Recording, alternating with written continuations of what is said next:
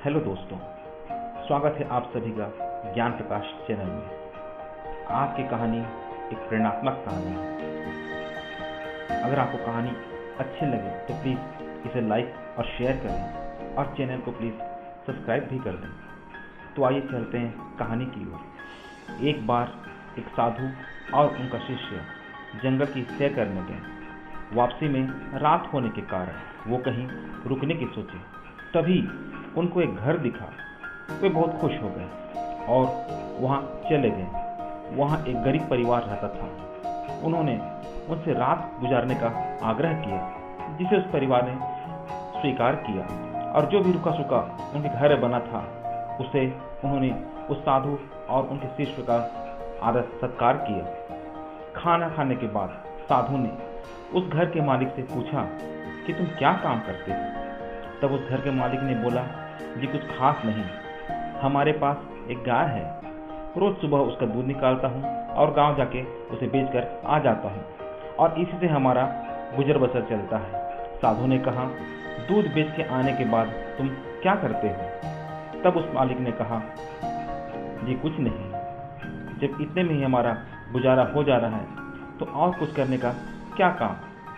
हालांकि हमारे पास पूर्वजों की जमीन है जो खेती योग्य है, पर कौन मेहनत करे। उस पर साधु उसे और उसके परिवार की तरफ देखा और कुछ सोचने के बाद सो गए। अगले दिन साधु और उनका शिष्य सुबह जल्दी उठे और साधु ने शिष्य से कहा, चलो जल्दी और अपने साथ इस गाय को भी ले लो। तब शिष्य ने कहा, आप ये कैसी बात कर रहे हैं?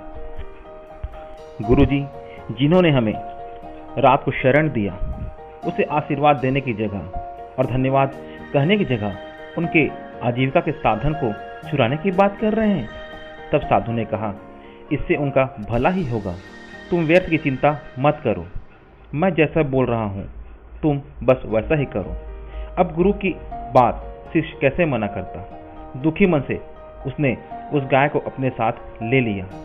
कुछ समय बीत जाने के बाद उस साधु ने शिष्य को बुलाया और कहा, जाओ उस परिवार का सूझ बूझ लेके आओ।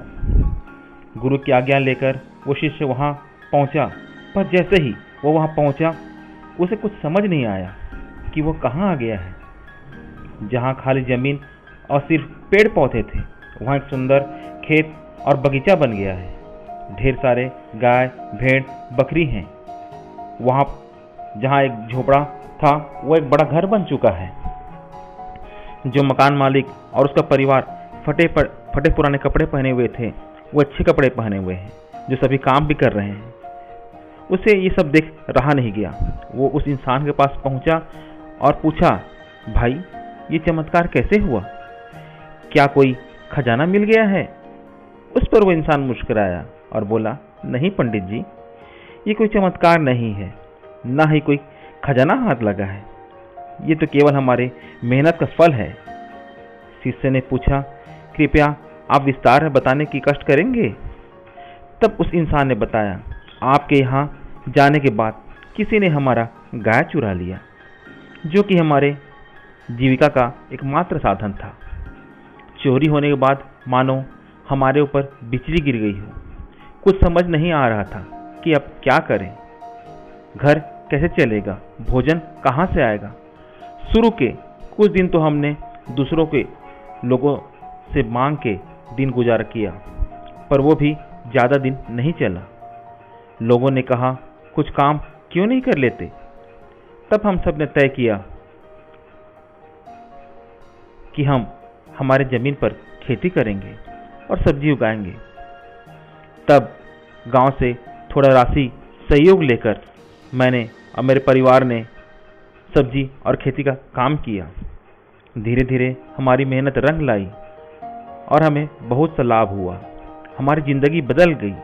झोपड़ी से बड़ा घर, रूखी सूखी रोटी से स्वादिष्ट पकवान, गांव में इज्जत और एक खुशहाल परिवार। ये सब उस गाय के यहाँ चले जाने के कारण ही हुआ। अगर वो गाय मेरे पास रहती तो शायद मैं अब भी वैसा ही रहता जैसे मैं पहले था। मैं मेहनत करना नहीं चाहता, इसलिए मैं उस गाय का और उसे ले जाने वाले का धन्यवाद करता हूँ।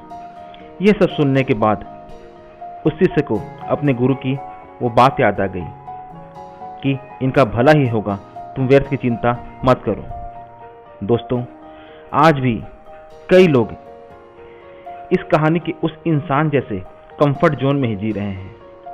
वो मेहनत नहीं करना चाहते।